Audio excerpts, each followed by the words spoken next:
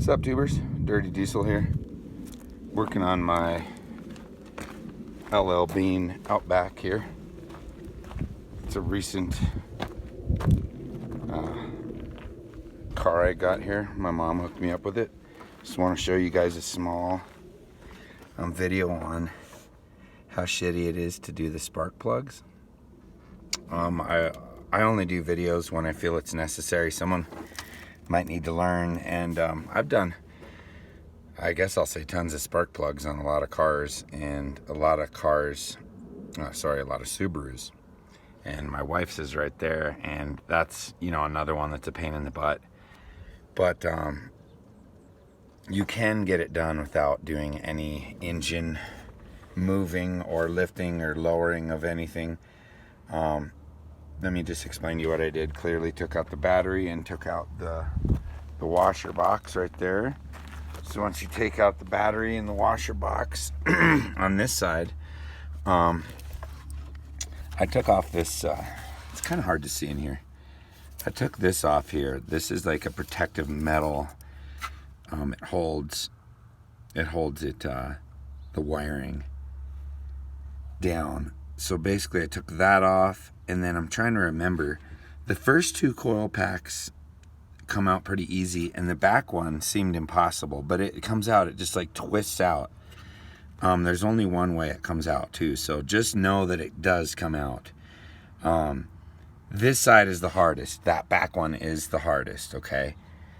This side took me about an hour. I could have worked harder, but I have a messed up finger here. It was messing everything up, to tell you the truth. This side's much easier. I just finished putting the plugs in. I haven't got the coil packs back on it yet. But what you want to do, what I noticed, is that you just be real sensitive, but once you get the coil wires back taken off, you want to hold them back, and I just bungee them, kind of loosely, like that's kind of tight, but you know what I mean. Don't pull it hard.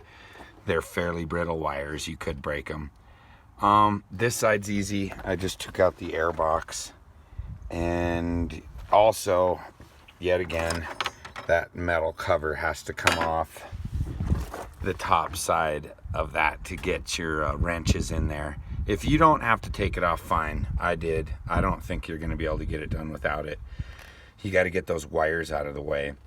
But I just figured I'd post this up because it is possible without doing any extra work. We'll just say, just take your time. You're going to need to do a few things like, here's what I wanted to show you. Let me get this real quick. You're going to need basically this. And sometimes you're going to have to put this in first into the, like, for sure on the back.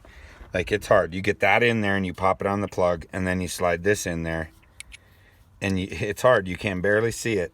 And sometimes you just go by feel. Then once that's on there, you can get it out with a wrench. You can't back it out all the way, or else the wrench will hit the rail. So you have to get the last end by hand. And then you have to pull it apart to get it out too. So that's just a trick. But it's doable, and it's just a little bit of a pain in the butt. The ones that I took out, they're not as bad. I've seen worse, Here, let me see. God damn, it's hard to see where you're at. At least they were NGKs. I guess that's as normal as it gets for corrosion. It's just like regular corrosion. There's like I'm really stoked. There's no oil.